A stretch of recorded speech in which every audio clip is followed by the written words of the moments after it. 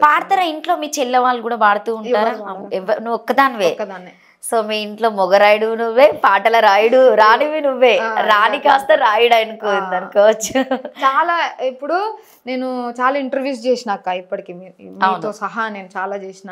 అయితే అక్కడికి వెళ్ళినప్పుడు అన్న వాళ్ళు నాకు ఒకటే మాట చెప్తారు, యూత్ పక్కదారి పట్టే క్రమంలో కూడా నువ్వు ఈ కాలంలో నేను ఇంకా కమ్యూనిస్ట్ని అని చెప్పి వాడతావు, కమ్యూనిస్ట్ పాటలు పాడతావు, నువ్వు కమ్యూనిజం అని చెప్తావు, ధైర్యంగా చెప్పుకుంటావు, నిజంగా నీ గుండె ధైర్యానికి హ్యాట్స్ ఆఫ్ అమ్మ అని చెప్తారు.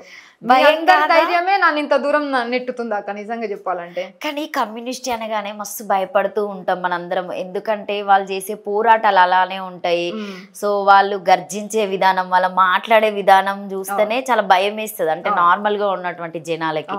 సో మళ్ళీ ఇంకొకటి ఏంటంటే ఊళ్ళలో నక్సలైట్లు ఎక్కువగా ఉండి వాళ్ళు అసలు వాళ్ళు జనాల్లోకి రావడం చాలా తక్కువ, అసలు మ్యాక్సిమం రారు వాళ్ళు. అట్లాంటి వాళ్ళు ఎక్కడెక్కడో ఉండి జనాల సమస్యల కోసం పోరాడుతూ ఉంటారు. సో వాళ్ళని కూడా గుర్తు చేస్తే ఒక మంచి పాట పాడు స్వాతి. ఓకే అక్క, తప్పకుండా. నా దాంట్లో సగం పాటలు వాళ్ళే ఉంటాయి ఎక్కువ. ఆ పాట నేను ఇక్కడ వాడతా. చాలా మంది ఎన్కౌంటర్లో చనిపోయారు కాక మొన్న రీసెంట్గా, మన అది కూడా చెప్పి పాడు.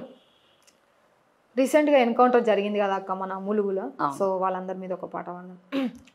దొంగ ఎదురు కాల్పులల్ల కనుమూసిన కూనలారా, ఎర్ర పూల దండాలెద్దుమో మా బిడ్డాలారా, మేము ఎదల మీద చూసుకునేమో మా కూనలారా.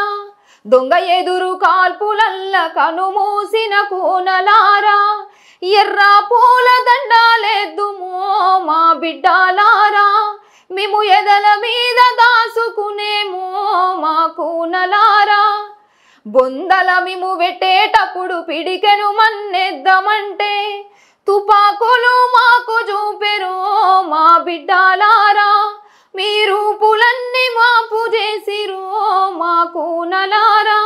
దొంగ ఎదురు కాల్పులల్ల కనుమూసిన కూనలారా, ఎర్ర పూల దండాలెద్దుమో మా బిడ్డాలారా, మేము ఎదల మీద దాసుకునేమో మా కూనలారా.